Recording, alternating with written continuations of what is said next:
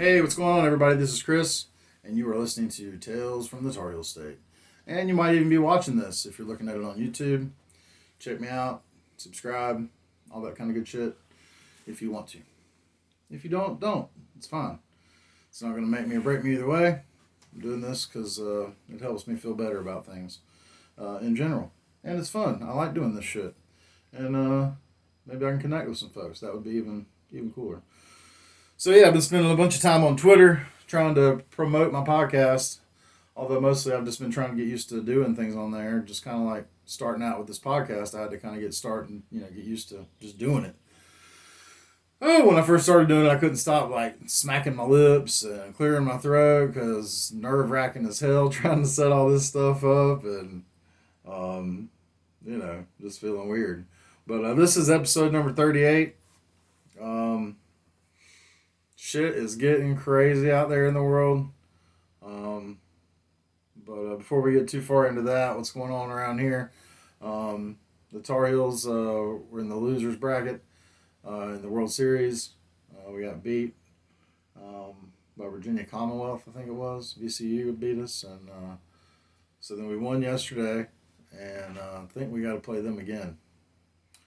And Tar Heel baseball still going. Getting ever closer to football season. And I was wondering where my cat was. I hadn't seen him this morning. And now I'm here getting on the computer and I'm starting to hear him scratching at the door. So that's pretty funny. It's got to be him out there. I'm sure it is. I'm not hearing any meowing yet, though. So we'll see if he comes and sneaks in this window. I got the window open behind me, so he may slip around here and jump in the window on us. We'll find out by the end of this podcast if he does that or not. So anyways, John Bon Jovi bassist passed away. I forget my man's name, but I just saw that this morning. You're getting old when people that, but then there's Neil Young and people like that are still alive, so who's to say? I don't know if he had any underlying health issues, if he was maybe fucked up took some fentanyl by accident, I don't know. This weekend we had somebody here just a couple houses down from us pass away, and the neighborhood gossip is that they were taking some kind of prescription drugs or opiates or something. So I don't know if that's true or not. That's the word on the street. This was not a young person. This was an older woman. So it could have been accidental. I don't know. What I'm saying? Like, it could have been something the doctors gave her. She may have been ill. I don't know. But it didn't sound like that, but that's the gossip around the neighborhood, and gossip is nothing more than that. So, what are you going to do about gossip? Not much you can do about that.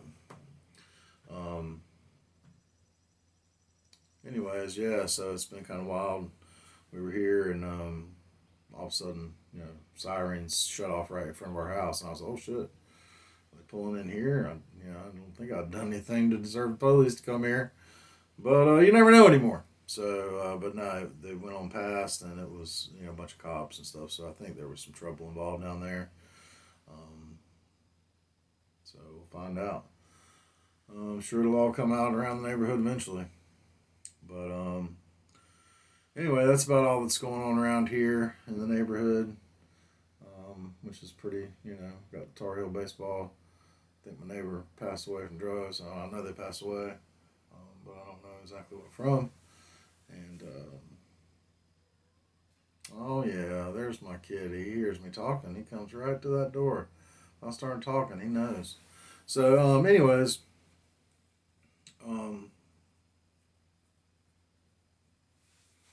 got South Korea firing missiles into the sea.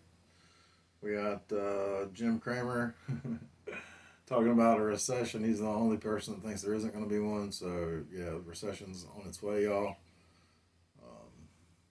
Housing crash is coming hard. I hate being right about all this shit. If you'll go back and listen to the podcast, this is episode 38. And if you go back, I've talked about this shit since I started this thing, that this shit was going to come. And I was telling people about it last year when I still had a job at the co-op. Before I got fired for all my aggressive behavior. aggressive, as you can tell. But yeah, I do have some issues, and so I'm working on those still, folks. Trying to not be aggressive, but I'm not so aggressive. I'm going around shooting up places. Can't believe we had 2 mass shootings yesterday.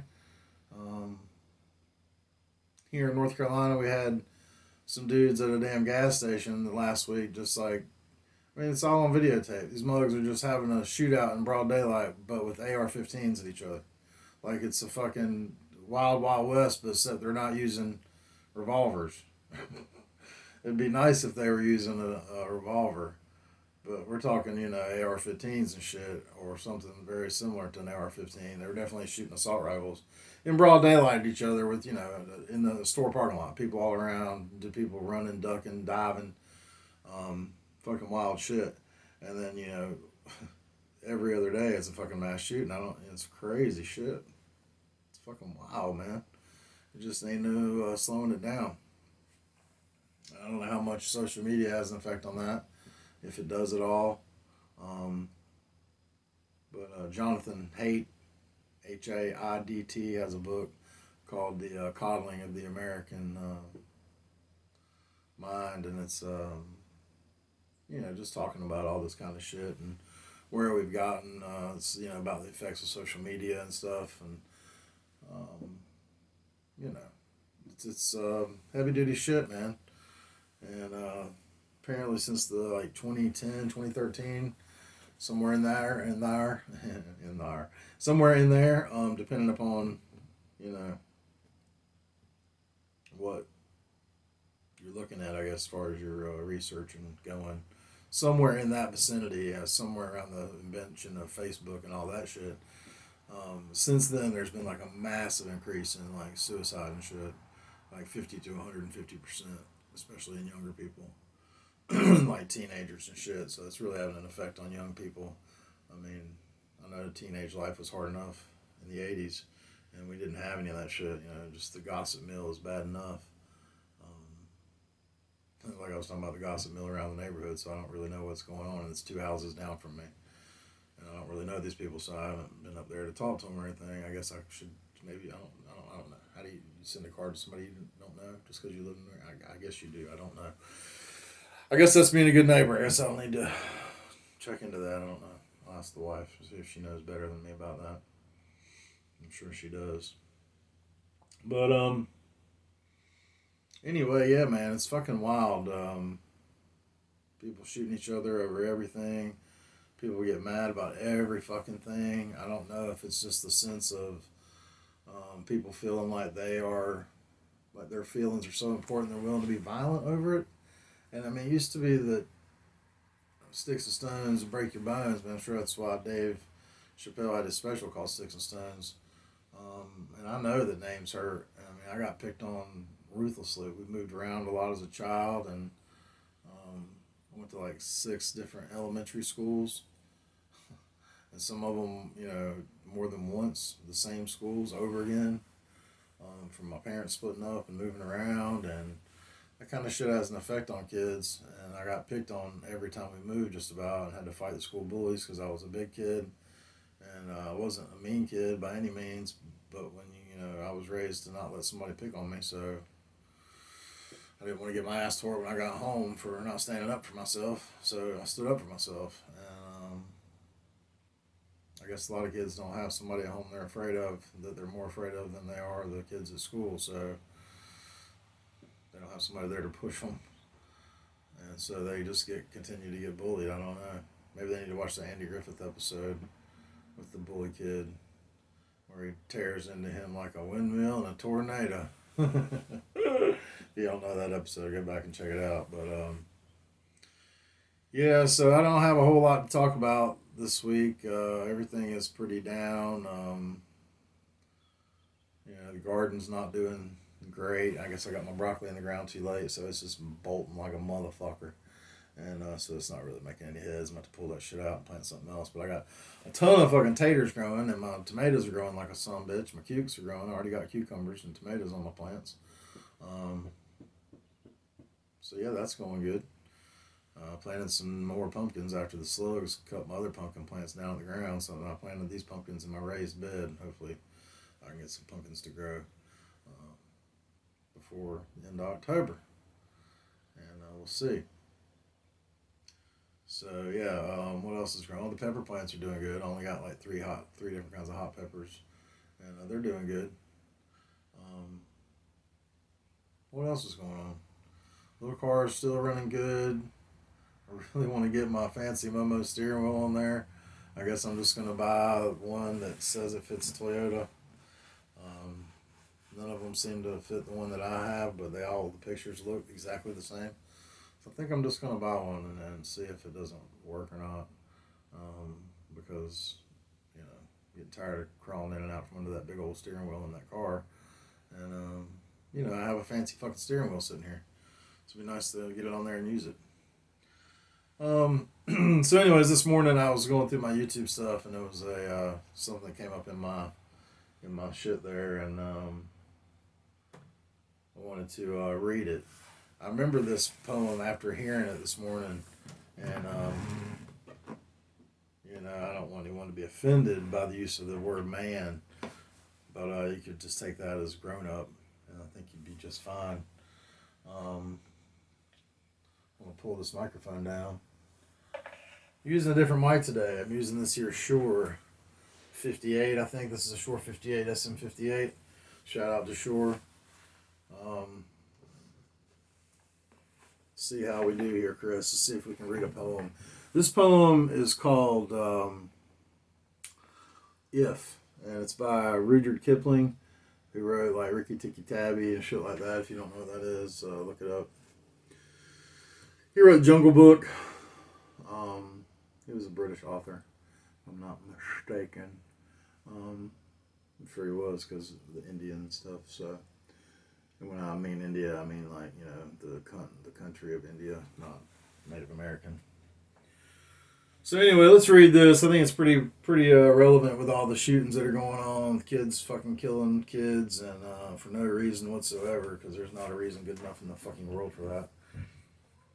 And we're gonna have to do something about just letting anybody get guns. It's goddamn ridiculous.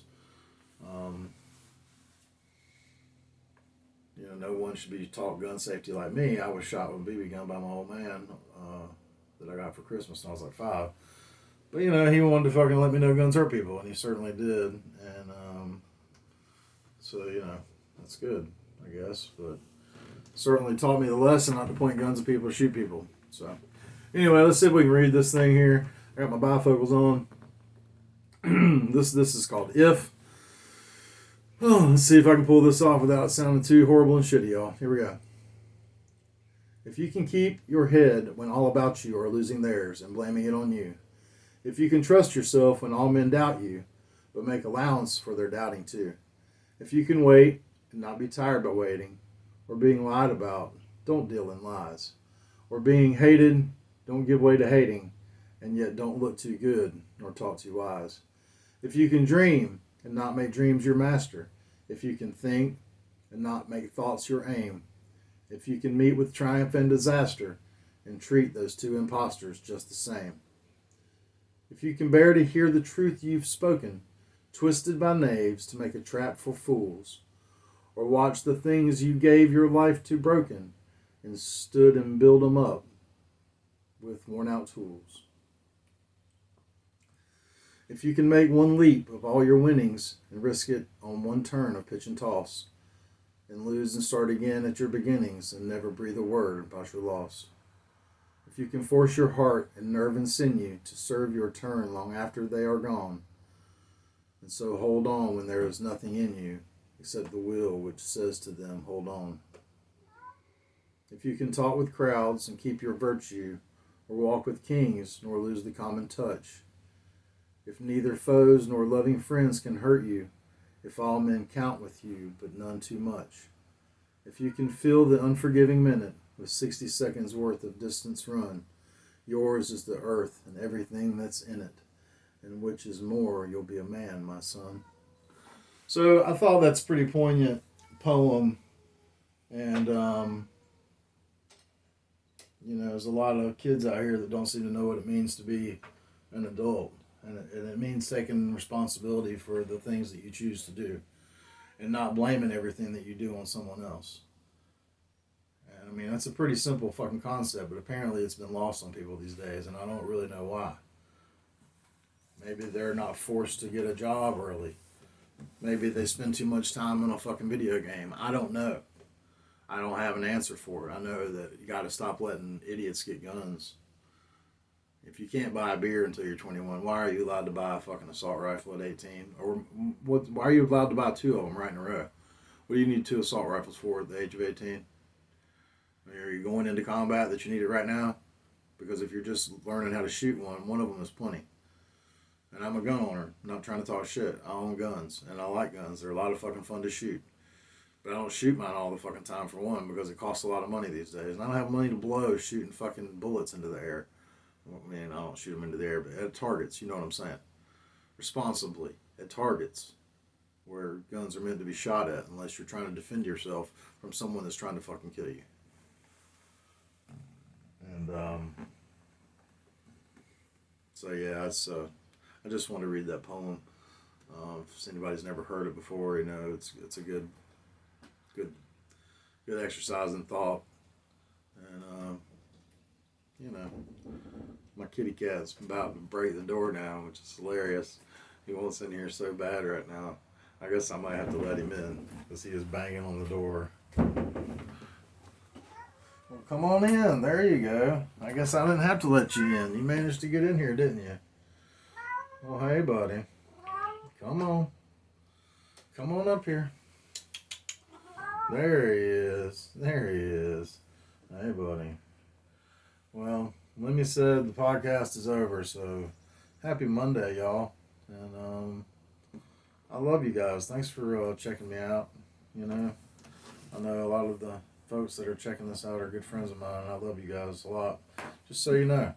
And I appreciate y'all listening. And we'll get some other folks in here with us eventually. I think I'll make a good connection with folks. I'm a genuine individual. Certainly not a faker. Not a faker till you make her kind of bullshit. But anyways, subscribe, hit the notification bell. If you don't want me to read any more poems, tell me to go fuck myself. Don't read any more poems, Chris. We don't need your word of inspiration. But if you enjoyed it, you can let me know that too. You can leave it in the comments on YouTube. This video will be up on YouTube. It's under Tales from the Tarheel State. You can pull it up, subscribe, and so you can look at my face if you want to see what I look like, and see what Lemmy Killmonster looks like. My little furry friend here that just showed up here after all my old dogs got old and passed away, and we had a mouse problem, and we needed a kitty, and he just showed up. Serendipitous. So anyways, thanks again, you guys, and take care.